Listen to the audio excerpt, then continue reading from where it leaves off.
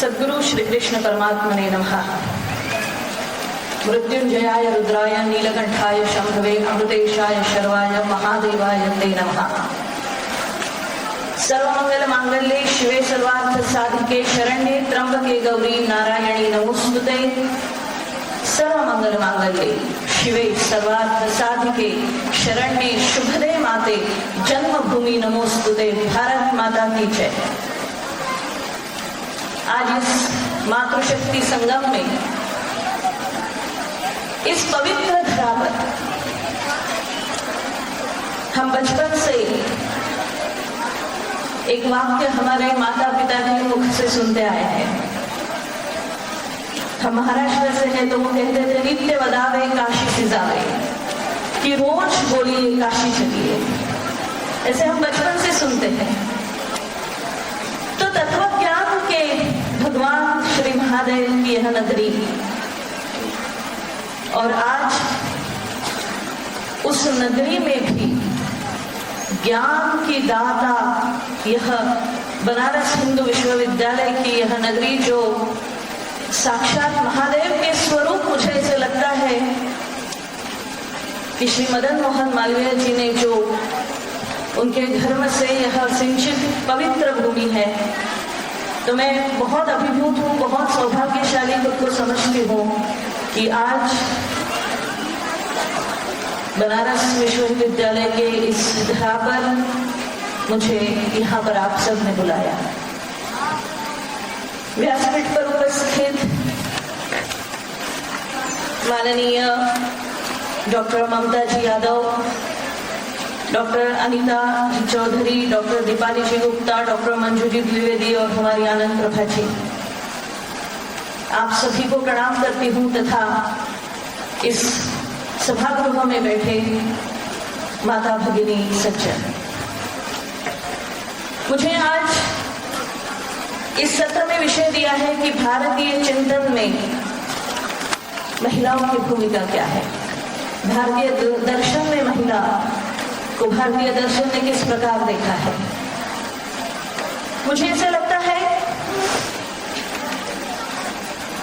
कि बहुत इसके विषय में ज्यादा हमें पढ़ने की या सोचने की आवश्यकता नहीं है, क्योंकि चलते बोलते एक माँ के संदर्भ में, एक महिलाओं के संदर्भ में जो भी शब्दों का उच्चारण हम करते हैं, वही सारे शब्द हमें भारतीय चिंतन को दर्शाता है कि भारतीय चिंतन में महिलाओं को किस दृष्टि से देखा गया है। इसके मैं चंद उदाहरण आपको दूंगी।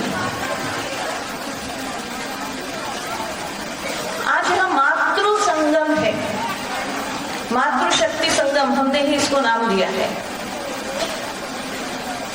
मुझे बताइए, मातृ को मातृ क्यों कहते हैं?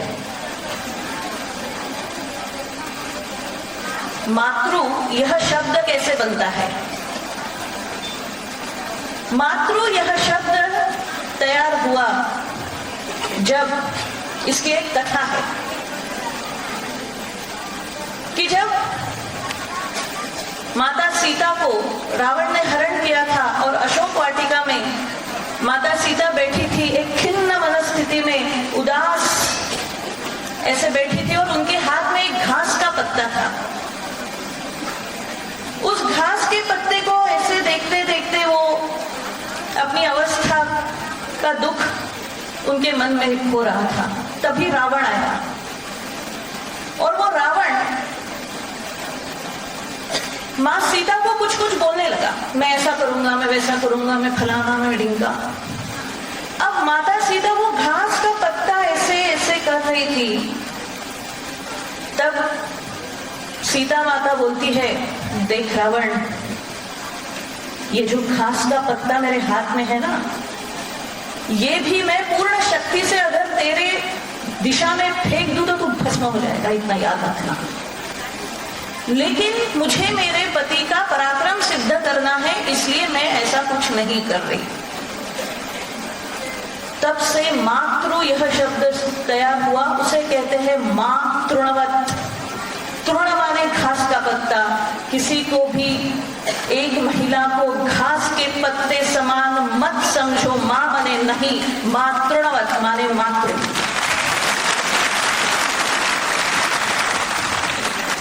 हम घास के पत्ते समान नहीं है। अगर हम चाहे तो हर घास का पत्ता भाले के स्वरूप में खड़ा हो जाएगा और बहुत बड़ा संग्राम का निर्माण भी हम यहीं बैठ के कर सकते हैं, इतनी ताकत है। इसलिए हमें मातृ कहते हैं, मातृणवत। दूसरा शब्द संबोधित होता है माता।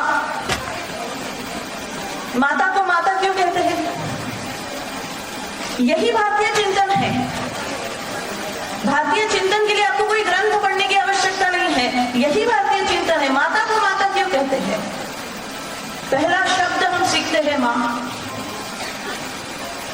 भारत माता, हर स्त्री के स्वरूप को माता यह संबोधन लगता है। माता को माता क्यों कहते हैं? अपने मत के अनुसार अपने परिवार का और अपने घर का जो मत निर्माण करती है उसे माता कहते हैं। जब हम उसे महिला कहते हैं, महिला को महिला क्यों कहते हैं? कितने सम्मेलन हो रहे हैं, नारी शक्ति, महिला शक्ति, मातृशक्ति, यही भारतीय चिंतन है। महिला को महिला इसलिए कहते हैं, मही मानी पृथ्वी। संस्कृत में मही का अर्थ होता है पृथ्वी। पृथ्वी जैसी जो है उसे महिला कहते हैं, जो पृथ्वी जैसा आधार देती है, पृथ्वी जैसा सहनशीलता जिसके पास है, जो पृथ्वी जैसे निर्मिति की कारक है, जो सृजन करती है, जो सृजन किया उसका संगोपन करती है, जिसका संगोपन किया उसका कल्याण करती है, ऐसी जो पृथ्वी जैसी है उसे महिला, पृथ्वी जैसी। उसे नारी क्यों कहते हैं? न अरि, न अधिक अरि माने नारी, जिसका कोई अरि नहीं, अरि माने शत्रु, जिसका कोई कभी शत्रु नहीं हो सकता, इसलिए उसे नारी कहते हैं। अजात शत्रु जो है उसे नारी कहते हैं। स्त्री को स्त्री क्यों कहते हैं? जननी को जननी क्यों कहते हैं? सत्रयी इति स्त्री, सत्व रज तम, इन तीन गुणों से जो युक्त होती है उसे स्त्री कहते हैं। सस्तर इति स्त्री, जिसके साथ रहने से जीवन का स्तर ऊंचा होता है उसे स्त्री कहते हैं। सस्त्रवण इति स्त्री, जो स्त्रवती है उसे स्त्री कहते हैं। पत्नी को पत्नी क्यों कहते हैं? आज यहां भाषा की क्लास है। ऐसा है, मैं इसलिए आपको ये सब बता रही हूं। हम पढ़ते हैं, लिखते हैं, डॉक्टर, इंजीनियर, पीएचडी, फलाना ढिंका, लेकिन जो हमारे दैनंदिन जीवन में जो एक तत्व ज्ञान है, जो भाषा के स्वरूप में हमें मिला है, जो हमारी भारतीय संस्कृति के स्वरूप मिला है, उसके पीछे का क्या ज्ञान है, कितना वो व्यापक है, इसका एक उदाहरण आपके सामने प्रस्तुत करना बहुत आवश्यक है। इसलिए मैं ये सब बता रही हूँ। पत्नी को पत्नी क्यों कहते हैं? जो अपने परिवार का और जो अपने घर का, अपने पति का जो पतन नहीं होने देती उसे पत्नी कहते हैं। पति को पति क्यों कहते हैं? है ना? जो अपने घर की लक्ष्मी की पत राखता है उसे पति कहते हैं। भारत एक विशाल ज्ञान रखने वाला देश है। हमारी छोटी छोटी बातों में भी बहुत बड़ा ज्ञान है। बस कमी है हमारी प्रस्तुति की। वह ज्ञान लेने के लिए प्रस्तुत होना, वह ज्ञान समझने के लिए खुद की मानसिकता बनाना। फिजिक्स, केमिस्ट्री, मैथमेटिक्स, बायोलॉजी, ये सब सिखाते सिखाते मेरे बच्चे ने ट्यूशन, स्विमिंग भी करना चाहिए, स्केटिंग भी करना चाहिए, ड्राइंग भी करना चाहिए। लेकिन ये जो इतना बड़ा ज्ञान हमारे शास्त्रों में, हमारे तत्व ज्ञान में है, उसके लिए कभी हम अपने बच्चों को नहीं प्रेरित करते। इसलिए हम यही हमारा अज्ञान हमें अपने स्वरूप के प्रति बहुत दूर करता है, बहुत विषमता पैदा करता है। आज जब मैं भारतीय चिंतन में महिला इस विषय पर सोच रही थी कि क्या बोलना चाहिए, क्योंकि भारत ने जो हमारी महिलाओं के संदर्भ में चिंतन रखा है, जो दर्शन दिया है, वह इस दुनिया का सबसे उच्च दर्शन है। हम सबसे प्रथमतः कहते हैं मातृदेवो भव, उसके बाद कहते हैं पितृदेवो भव, उसके बाद कहते हैं आचार्य देवो भव, उसके बाद कहते हैं सर्वदेवो भव। सबसे पहले हम मातृदेवो भव कहते हैं। भोज्येषु माता, जो चिंतन किया है कि भोज्येषु माता कार्येषु मंत्री शयनेषु रंभा ज्ञानेषु गुरुः, कि जब एक महिला खाना बनाती है और अपने परिवार के सदस्यों को खिलाती है तब वो माँ है, भोज्येषु माता। जब वह अपने घर के किसी कार्यकलाप में अपना मत प्रदर्शित करती है तब वो कार्येषु मंत्री उसे कहा है। जब वो अपने पति के साथ रात्रि के समय में रहती है तभी वो रंभा है। जब अपने बच्चों को वह सिखाती है हाथ पकड़ के अ आ ई, तब ज्ञानेषु गुरुः उसे कहा है। ये हमारा भारतीय चिंतन है।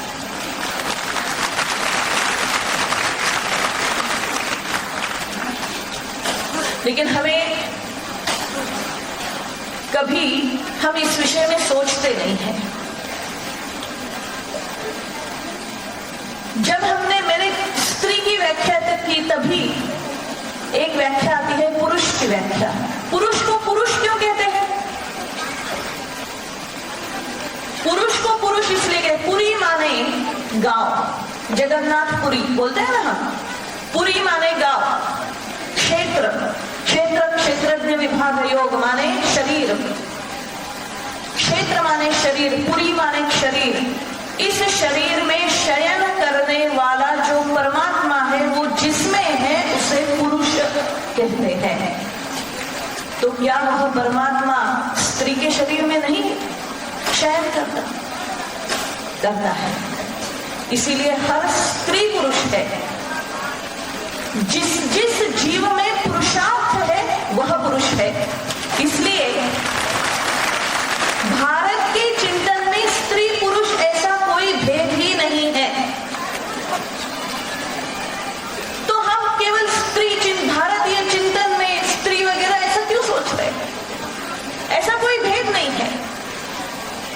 यह भेद क्यों निर्माण हुआ और हमें यह क्यों करना पड़ा? इसका कारण हमारा 1200 साल का मुगलों का आक्रमण, उसके बाद 150 सालों का अंग्रेजों का आक्रमण। इसलिए हमें इस पर चिंतन करना पड़ रहा है, इसलिए इन पर हमें जागृति करनी पड़ रही है। जब तक हम मुगलों के चिंतन में, माने इस्लाम के चिंतन में स्त्री की भूमिका क्या है और क्रिश्चियनिटी की दृष्टि में स्त्री की भूमिका क्या है, यह नहीं समझेंगे तब तक हमें भारत के चिंतन में स्त्री की भूमिका क्या है इसका महत्व भी नहीं समझेगा। इसलिए मैं आज आपको वह भी स्पष्टता करूंगी, उसे थियोलॉजिस्ट कहते हैं। ये जो क्रिश्चियनिटी और इस्लाम जो है वह एब्राहमिक रिलीजन्स कहा जाता है उसे। इब्राहिम था, उसकी 2 पत्नियां थी, एक उसकी पत्नी थी, एक उसकी दासी थी। जो उसकी जो पत्नी थी उससे जो पुत्र का जन्म हुआ उसे इब्राहिम कहा गया। जो दासी थी उससे जो पुत्र का जन्म हुआ उसे इस्माइल कहा गया। अब जो पत्नी थी उसने उस दासी को और उसके पुत्र को जंगल में भेज दिया, तो एक जंगल में जो एक जिसे कहते हैं ट्राइब शुरू हुआ, उसे इस्माइल माने इस्लाम, इस्माइल से इस्लाम और इब्राहिम से क्रिश्चियनिटी, ऐसे दो विचारधाराएं इस दुनिया में शुरू हुई। अब इन दोनों विचारधाराओं में एक समानता है, वो स्त्री दर्शन के प्रति है। जब तक हम उस विचारधारा को नहीं समझेंगे तब तक हमें ये नहीं पता चलेगा कि भारत का चिंतन कितना उच्च है, क्योंकि आज भी हम उसी विचार में हैं कि हमें इक्वालिटी चाहिए, हमें स्वतंत्रता चाहिए। मैं इस पर अभी आक्षेप नहीं करूंगी, लेकिन ये आक्षेप आगे कैसे है ये हम चिंतन जब समझेंगे तब पता चलेगा। तो ये जो अब्राहमिक रिलीजन है वो कहते हैं कि पहले दुनिया में दो लोग थे, एक था गॉड, दूसरा था डेविल। ठीक है, अब ये जो गॉड था, इन्होंने एडम की निर्मित की। अब ये जो एडम था यह पुरुष था, और ये एडम बहुत बोर हुआ, उसे बहुत अकेले था तो उसको बोर होने लगा। तो उसने गॉड से कहा कि मुझे मेरे मनोरंजन के लिए कोई तो भी साथ में चाहिए। तो गॉड ने कहा ठीक है, मैं आपके मनोरंजन के लिए आपको एक व्यक्ति का निर्माण करता हूं। और एडम की पसली से ईव का निर्माण किया गया। एडम की लेफ्ट पसली माने रिब से ईव का निर्माण किया गया। अब ये जो ईव थी माने जो स्त्री थी वो बहुत सुंदर थी, इसलिए डेविल उससे आकर्षित हुआ और उस डेविल ने इस ईव को गलत संस्कार दिए, इसलिए इस ईव ने एडम को आकर्षित किया। ऐसे वो लोग कहते हैं। अब ये इसीलिए ईव को ईव इसलिए कहते हैं एविलिश। ये जो शब्द है एविल, एविलिश संस्कार जिसमें है, दैट इज एविलिश माने ईव। तो ये जो एविलिश ईव थी उसने एडम को आकर्षित किया और उससे संतान की निर्मित हुई। और इसी प्रक्रिया को वह बाइबल में कहते हैं original sin, that is the first original sin जिसे कहा गया। और इसीलिए यह इसकी कारण ईव थी, इसीलिए पुत्र को जन्म देने की जो पीड़ा है वह पनिशमेंट के स्वरूप में ईव को मिली, ऐसा ये उनका चिंतन कहता है। तो ये एडम के पसली से निर्माण हुई, ये खुद गॉड ने उसको नहीं बनाया। इसलिए आज भी अब्राहमिक रिलीजन्स में, इस्लाम या क्रिश्चियंस में महिलाओं को सेकंड सेक्स कहा जाता है। They are not the first sex, these are the second sex. इसलिए उनको एक द्वितीय स्थान है। इसका परिणाम क्या हुआ, इस थियोलॉजी का परिणाम क्या हुआ, 1962 तक महिलाओं को गुलाम के स्वरूप में ट्रीट किया गया पूरे यूरोप कंट्रीज में और पूरे इस्लामिक कंट्रीज में। उसका परिणाम क्या हुआ, जिसका नाम है प्लेटो, हम बड़ा विद्वान करके उसका नाम लेते हैं। प्लेटो की द लॉज नाम की बुक है, जिसमें प्लेटो कहता है कि एडम की पसली से स्त्री का निर्माण है, ईव का निर्माण है, इसलिए स्त्री को आत्मा नहीं है, आत्मा केवल एडम को है। इसलिए स्त्री को मतदान का अधिकार नहीं है, न्याय मिलने का अधिकार नहीं है, न्यायालय में अपनी साक्ष्य देने का भी अधिकार नहीं है। ऐसे प्लेटो अपने द लॉज नाम के बुक में लिखता है। ये अब्राहमिक रिलीजन का चिंतन है, यह पाश्चिमात्य चिंतन है जो एक स्त्री के प्रति कहा जाता है। और इसका परिणाम यह हुआ कि अनन्य अत्याचार महिलाओं पर यूरोप और इस्लामिक कंट्रीज में किए गए। ना उनको डिवोर्स का अधिकार था, ना उनको न्याय मांगने का अधिकार था, ना उनको अपने मतदान का अधिकार था, ना उनको किसी भी कंट्री की सिटीजनशिप थी। उनको गुलाम करके ही उनका दर्जा हर कंट्री में था। इस इसका परिणाम ये हुआ कि एक सिमोन डी बउआ नाम की एक स्त्री इसके खिलाफ खड़ी हुई। उसने फेमिनिज्म नाम का आंदोलन किया और इस फेमिनिज्म के आंदोलन की वजह से पूरे दुनिया का स्त्री समाज उनके अधिकारों के लिए लड़ा और 1962 में पहली बार यूरोपियन कंट्रीज में स्त्रियों को मतदान का अधिकार दिया गया।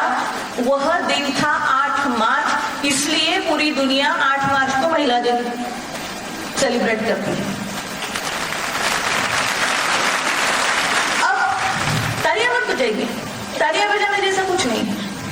अब क्या है, अब आप सोचिए, भारत को स्वतंत्र 1947 में मिली स्वतंत्रता, 1950 में हमारा संविधान बना और जब इलेक्शन हुए तो हमने यूरोपियन कंट्रीज के 15 साल पहले महिलाओं ने मतदान किया। भारत में कहा था स्त्रियों को मतदान का अधिकार नहीं है, ऐसा कुछ नहीं था।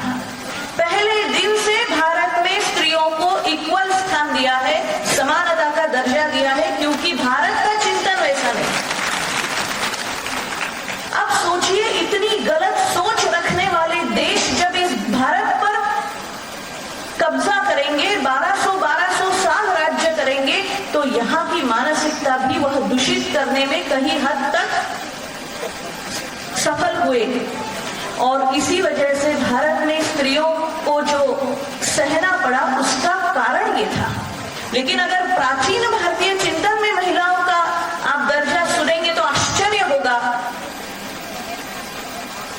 मैंने कहा था कि जब तक हम वह नहीं जानेंगे तब तक हमें हमारा महत्व नहीं समझेगा। भारत में स्त्री दर्शन यह है कि भारत कहता है एक परब्रह्म था, परब्रह्म ने इस सृष्टि की निर्मित की और जब उस ब्रह्म को एको हम बहुश्याम माने एक से अनेक होने की जब इच्छा हुई तब उस ब्रह्म से ब्रह्म निर्माण हुआ। और ब्रह्म मतलब वो जो कमल खिला उसमें ब्रह्मा जी का निर्माण हुआ और ब्रह्मा जी को इस परब्रह्म ने लेटे हुए शयन करने वाले परब्रह्म ने कहा कि ब्रह्मा जी आप इस सृष्टि की निर्मित कीजिए। तब ब्रह्मा जी कहते हैं हे भगवान मैं सृष्टि की निर्मित करूंगा, लेकिन ब्रह्मा जी ने उस समय एक कंडीशन रखी है। अगर आप चतुश्लोकी भागवत का प्रथम श्लोक पढ़ेंगे तो उसमें वह कंडीशन दी है। मैं इसलिए कहती हूं कि भारत यह अत्यंत वैज्ञानिक तत्व ज्ञान रखने वाला देश है, क्योंकि जब इस सृष्टि की निर्मित की गई तब भगवान ब्रह्मा विष्णु को कहते हैं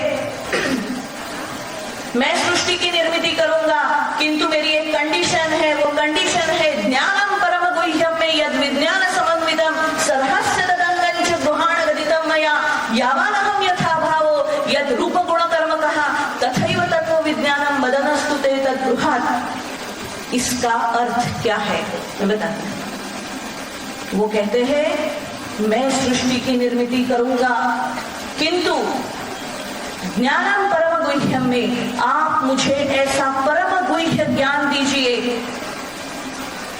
जो यद विज्ञान समन्वितम जो विज्ञान के साथ है।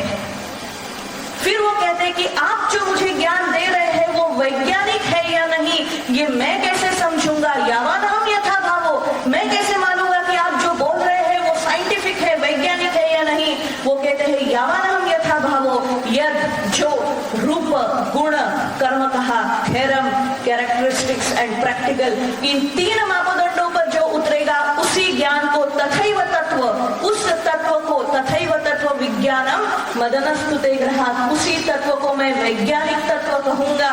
इसका अर्थ ये है साइंस माने विज्ञान। यह शब्द भी भारत की देन है दुनिया को।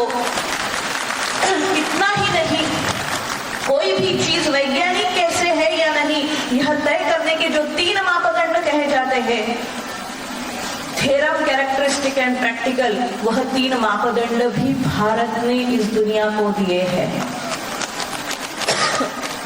अब भगवान ने कहा कि सृष्टि की निर्मित कीजिए।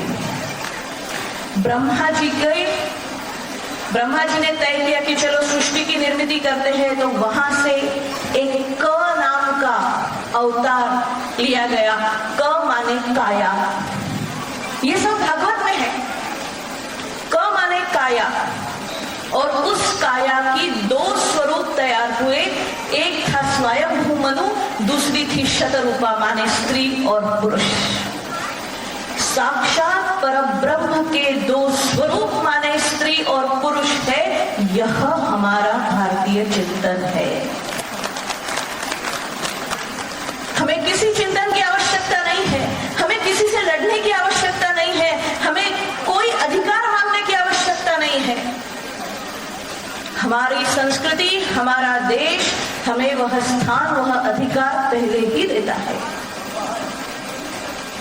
इसलिए फेमिनिज्म, स्त्री स्वातंत्र्य, स्त्री मुक्ति, इसकी हमें कोई आवश्यकता नहीं है। यह भारत है। महिलाएं फिर मुझे पूछती है कि आप ऐसे कैसे बोलते हैं, आज भी पितृ प्रधान संस्कृति है, आज भी पुरुषों को ज्यादा हम सम्मान देते हैं। मैं उनको एक हमेशा उदाहरण देती हूँ। भारत में स्त्री पुरुष सम्मान की भी व्याख्याएं हैं। मुझे बताइए, जब एक पति पत्नी किसी बैठक में जाते हैं और एक ही कुर्सी है, तब वह पत्नी कहती है कि आप बैठिए, मैं खड़ी रहती हूँ। ये हमारी सम्मान की परिभाषा है। लेकिन जब वही पति पत्नी बस में जाते हैं और एक ही कुर्सी है, तब पति पत्नी को बैठाता है, खुद खड़ा रहता है। ये हमारी सम्मान की परिभाषा है। दोनों को सम्मान है, परिस्थितियां अलग है। इसलिए कैसे, कहां, कब, इसका सम्यक हमें अपनी संस्कृति सिखाती है। हमारे देश में तो ऐसी ऐसी महिलाएं हुई हैं जिनको देखकर ऐसे लगता है कि इतनी सक्षम महिलाएं। आज हम सब जानते हैं, एक ऐसी महिला इस देश में हुई जिसका 16 साल का बेटा पूछता है उनके जन्मदिन पर, माँ मैं तुझे क्या दूं? तब वो माँ उसका हाथ पकड़ती है, सामने वाली खिड़की खोलती है, सामने वाला खड़ा तोरणा किला दिखाती है, वहां पर फड़कता हरा झंडा दिखाती है, और जीजाबाई नाम की माँ अपने शिवबा को बोलती है कि देख वो जो हरा झंडा वहां पे फड़क रहा है, मुझे वहां पे तू भगवा झंडा फड़का के दिखा शिवबा, इसके अलावा मुझे तुझसे कुछ अपेक्षित नहीं है। ऐसी माँ थी, इसलिए इस देश में हिंदवी साम्राज्य की स्थापना हुई। अगर जीजाबाई ने शिवाजी महाराज को twinkle twinkle little star, Johnny Johnny ये पापा ये सिखा के बड़ा किया रहता, तो हमें कभी शिवाजी महाराज नहीं मिलते थे। उसने उसे द्रोण सिखाया, सात्यकी सिखाया, राम सिखाया, कृष्ण सिखाया, तब कहां जाके हमें शिवाजी महाराज मिले हैं। ऐसी मां हमारी भारतीय चिंतन की आदर्श मां है। एक ऐसी पत्नी इस देश में हुई, घास की रोटी जंगल में खाते खाते जब हमारे महाराणा प्रताप थक गए और कहे कि अब मैं बादशाह को शरण चला जाता हूं, तो उनके साथ उनकी पत्नी थी अजाब्दी पुनवर उसका नाम।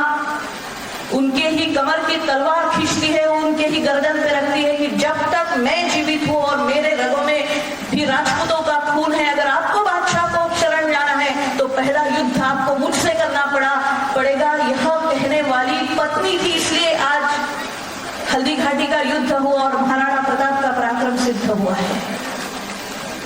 ऐसी मां, ऐसी पत्नी, जब जब इस देश में संकट आया है और जब जब इस देश में अस्मिता की याद कराने की नौबत आई है, तब तक भारतीय महिलाओं ने इस देश को अस्मिता की याद दिलाई है।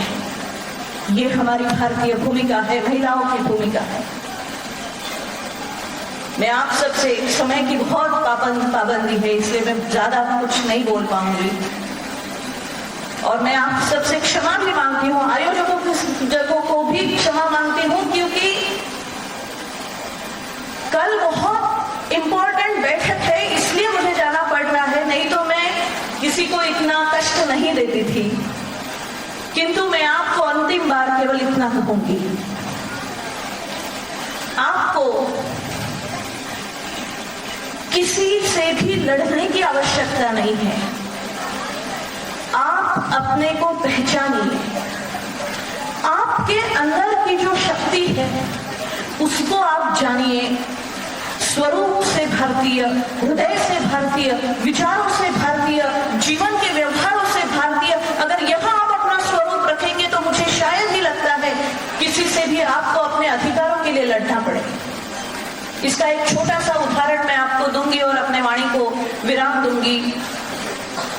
मैंने अहिल्याबाई होळकर का जब चरित्र पढ़ा तब उसमें एक कथा आती है, एक भारतीय स्त्री का स्वरूप कैसे होना चाहिए, एक भारतीय स्त्री की तरफ देखने की दृष्टि दुनिया की कैसे होनी चाहिए, इस पर यह कथा आधारित है। अहिल्याबाई होळकर जब महेश्वर में थी और एक उसी समय की एक रानी थी, राघोबा दादा की पत्नी आनंदीबाई पेशवा। जब आनंदीबाई पेशवा ने ध का मां करके नारायण पेशवे का खून किया था, उसकी सजा करके आनंदीबाई पेशवे को महेश्वर के किले में नजर कैद करके रखा गया था और उस समय की सबसे सुंदर महिला करके आनंदीबाई पेशवे का नाम लिया जाता था। तो ये जो आनंदीबाई पेशवा थी उसको बड़ी जलन थी कि पूरी दुनिया अहिल्याबाई का नाम लेती है, ये अहिल्याबाई है क्या। तो वो अपनी कुछ दासियों को अहिल्याबाई के पास भेजती है और कहती है कि जाके देख के आओ तो वो अहिल्याबाई मुझसे भी सुंदर है क्या, पूरी दुनिया उसका नाम लेती है। तब वो दासी अहिल्याबाई को देखने जाती है, वापस आती है, आनंदीबाई पूछती है क्या अहिल्याबाई मुझसे भी सुंदर है। तब वो दासी ने जो उत्तर दिया है वह उत्तर हम सबको भी अपने जीवन के लिए अत्यंत विचार करने पर मजबूर करेगा। वो दासी कहती है आनंदीबाई, अहिल्याबाई सुंदर नहीं है, वो तो 40-42 साल की एकदम हट्टी कट्टी काली सावली ऐसी महिला है। आप बहुत सुंदर हो, आप इतनी सुंदर हो। वो आनंदीबाई को कहती है आप इतनी सुंदर हो कि आपके चेहरे को कोई देखेगा तो आपके चेहरे को देखता रहेगा, इतनी आप सुंदर है। अहिल्याबाई बिल्कुल सुंदर नहीं है। किंतु मैं आपको एक बताना चाहती हूँ, वो दासी कहती है आपको देखे तो आपके चेहरे की तरफ देखता रहेगा, लेकिन अहिल्याबाई में ऐसा क्या है मुझे पता नहीं। जब हम अहिल्याबाई को देखें तब तुरंत उनके चरणों पर नतमस्तक होने की इच्छा होती है। ये हमारा भारतीय चिंतन है, ये हमारी भारतीय दृष्टि है एक महिला को देखने की। लेकिन इस दृष्टि को कायम रखना भी हमारा काम है। अगर कोई हमारे बारे में कहे कि मुझे वो दिखी, मैंने उसे देखा, ये कहने से अच्छा है किसी के हृदय में हमें देखने के बाद यह भाव की निर्मित हो मुझे आज उनका दर्शन हुआ। यह भारतीय चिंतन हमने समाज को देना हमारा काम है। इसके लिए क्या क्या करना पड़ेगा, इसके भी कुछ मापदंड हैं। उसमें सबसे है भूषा, दूसरा है भाषा। भूषा, भाषा, भवन, भेष, भोजन, भ्रमण, ये 6 भ याद रखिए। अगर हम इसे भारतीय बनाएंगे, इन 6 भ को अगर हम भारतीय बनाएंगे तो निश्चित ही हम सही दृष्टि में उस चिंतन के लिए अपना जीवन उसके अनुसार बना पाएंगे, ऐसे मुझे लगता है। इसलिए भारत की दृष्टि हमारे महिला समाज को देखने के लिए उच्च दृष्टि है। इसी के लिए हमारे परिवार, हमारा समाज वैसे बनाना यह भी एक मां की जिम्मेदारी है। मैं आप सबको अनुरोध करती हूं, आने वाले समय में मां की भूमिका बहुत अहम होने वाली है। एक राष्ट्र भाव, एक धर्म भाव, एक समाज भाव आप अपने हृदय में रखिए। माँ के वात्सल्य में, माँ के प्रेम में बहुत ताकत होती है। अगर आप पूर्ण हृदय से बच्चे को खाना खिलाते वक्त दाल परोसते परोसते, सब्जी परोसते परोसते पूर्ण हृदय से अपने बेटे के सर पर हाथ रख के बोलेंगे कि देख बेटा, तू जिस देश का नमक खा रहा है उसका कभी पैसा नहीं खाना, तुझे तेरी माँ की कसम है, वो बेटा जीवन भर याद रखेगा कि मुझे मेरी माँ ने कसम दी है, मुझे पैसे नहीं खाने हैं, ये भ्रष्टाचार खत्म हो गया। ये माँ के संकल्प में ताकत है। आप इस देश को जो पीढ़ी देने वाली है उस पीढ़ी पर काम करने की आवश्यकता है। इसके लिए हमारे व्यक्तित्व पर भी काम करने की आवश्यकता है। जब तक जिजाबाई का निर्माण नहीं करेंगे तब तक शिवाजी महाराज नहीं मिलेंगे। इसलिए माँ की भूमिका याद रखिए। आप कलेक्टर भी है, पॉलिटिशियन भी है, डॉक्टर भी है, 5 बजे जब आप घर आती है तब माँ है। विश्व मंगल्य सभा का कार्य मैं कुछ साल से कर रही हूं, तब मुझे यही लगता है कि उसकी प्रतिष्ठा में वो ताकत होनी चाहिए कि कोई कलेक्टर भी रहे तो ये कहे कि मैं 2 बच्चों की मां हूं, बाद में मैं कलेक्टर हूं। यहां तक यह भूमिका लाना। अंतिम, अभी हम सब एक ऐतिहासिक क्षण का अनुभव करने वाले हैं। 22 जनवरी को साक्षात राम मंदिर की प्रतिष्ठापना। किंतु आपसे अनुरोध है, यह ईंट पत्थर का राम मंदिर तो बनेगा, वहां राम की प्रतिष्ठा भी होगी, लेकिन राम के निर्माण में आप सब बहुत महत्वपूर्ण भूमिका निभाती हैं। हर घर में राम का निर्माण हो, हर घर राम, हर घर सीता। ऐसे पुत्र, ऐसी पुत्रियों का निर्माण हमारे घर में आपके माध्यम से होना चाहिए। इसलिए आप सबसे अंतिम बार अनुरोध करती हूं कि चलो तपस्या ज्ञान प्रेम से जग प्रदीप्त करवाए, शक्ति युक्ति भक्ति दीप्ति का दान प्रभु से पाए, मातृ हृदय का कृत निश्चय राष्ट्र धर्म सिखलाए, जन्मभूमि भारत को अपने राम से फिर मिलवाए, राम से फिर मिलवाए। भारत माता की जय।